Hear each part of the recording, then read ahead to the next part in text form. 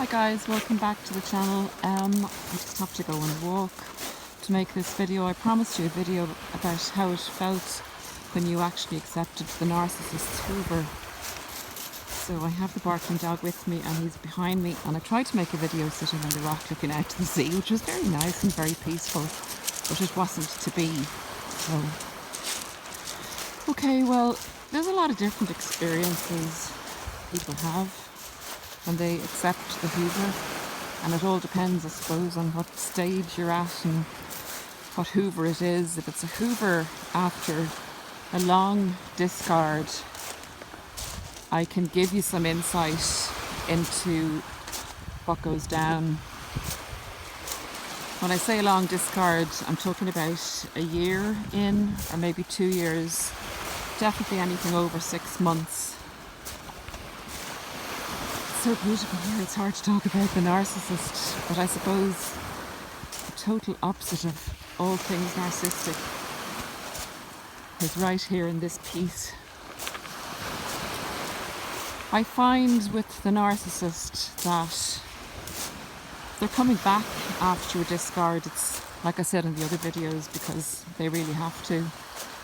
They've run out of options, or you look like the best option at the time. But at the same time, they have those negative feelings towards you still. They have negative feelings towards everyone. It just depends on how they're feeling towards you at one given time. But anyway, to talk about the experience itself, it's nothing positive. It's not a renewal of anything in this type of a Hoover. They're looking still to blame you for the breakup. They can't be wrong. They can't take or won't take accountability. But at the same time, they have the conundrum of wanting to get you back. So they have to, as I said in the last video, give you a steam clean to try and bring themselves and you around to a position where they feel that they can control you enough to have a successful furtheration or continuation of the relationship they had with you originally. The gaslighting is out of this planet, and you know that they're really good at it. And when you get back talking to them again, once they can talk to you, they've got you mesmerised. Even when you know everything we know now. It is, I would have to say, it's not something that logic can kind of totally win out against. You have to be really, really careful around them. Even though you know what's going on, it can still have a very powerful effect, and I consider it really dangerous. They gaslight you so your reality is changed. If you listen to the words, you begin to think, doubt yourself and wonder, did you really make a mistake? Were you really what they say you were? Because we're the kind of people that introspect. You know, we don't go around thinking that we're right all the time. We know humans aren't perfect. Unlike the narcissist, who believes very firmly that they are as near to perfect as you could possibly get. So you really will be gaslighted, and it will have an effect no matter how much you know. They'll also down you quite a bit. I mean, you don't get any compliments. And then they'll do a push and a pull as well. You know, they've come towards you, and it's taken a while before you maybe accept the Hoover. But when you do accept it, it's like going back on a drug. If the addiction does start again, it is the same as taking a drug. Call it narcissistic, basically. best when you're addicted to something or have been addicted to something, even though you understand the addiction and everything and know what it's about and you've done work on yourself. Why tempt yourself by taking just that one drink or just that one drug? Narcissistic is potent and disturbing. It disturbs your mind, it disturbs your peace. It opens a wound up again that shouldn't be opened. Probably stop you on your journey forward, where you could even have been on a journey to meet somebody. It can stop you, it can waste your time. You want to hope. You want to hope when you meet them. You think, like as if you'd met a normal person that, you know, time had passed and maybe issues could be resolved. But they're of the same mindset. They're even worse. They're more entrenched in their position. It's like if they compromise or look inwardly, they've lost, and they can't do that. And it's so frustrating because they're always going to be stuck in that position. And it's really frustrating to deal with because logic doesn't work with them.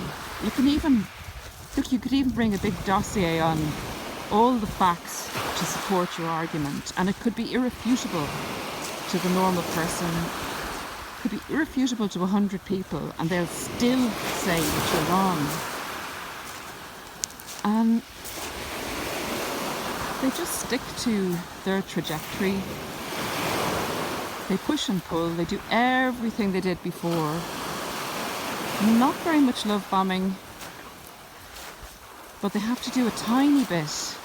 So they'll maybe sentimentalize a few memories and things and talk about you as if they really know you. And one of the things that's kind of addictive about it is relationships with narcissists are very intense. Very, very intense. And if you've been on your own for quite some time and then this person comes back and focuses on you again, you know, it's like you're seen and heard in a very intense way. And I think that's the drug. I genuinely think that's part of the drug. And instead of appreciating the journey we've been on, where we could actually see ourselves for ourselves in our recovery from narcissistic abuse, we listen to the words. And it's like a virus in your program. You need to work very hard at getting it out again. And in essence, why go to that bother? Why put yourself through all of that? I know curiosity can do it, but it's a bit arrogant to think, knowing everything we know, that we'll be able to handle it. Because knowing is not enough. You need to be away from that darkness. It's like a mist that just seeps in. It seeps into your body. It is not of this world. Whatever's in them, it won't budge. That comes at you again is really hard to explain. The thing I will say is, thank God for this community and the people who do understand, because each and every one of us are the strength together that can help us break away when one of us is attacked or one of us is hoovered. It's knowing that you're not alone, and it's knowing that there are people out there that really understand and that would pull you back, like your team members. They'd pull you back out of the grips of the dark side. That's all I can say, and I know it sounds a bit dramatic. So I hope this video helps a little bit if anyone is feeling pulled in by the Hoover or their attention is grabbed by it again. that's all I can say, guys. I just hope it does help. I'd love to see or hear anyone else's experiences and see how you escaped it without getting into the relationship again. You know, pull away after a few. Did anyone else pull away after a few entanglements, a few chats, or a meeting, and not let it go ahead? Anyway, guys, I'll sign off down on this beach in a peaceful few hours. There's someone coming now in the distance, so have a lovely evening if it's evening time where you are, or enjoy your day, and I'll talk to you again soon. Thanks for listening.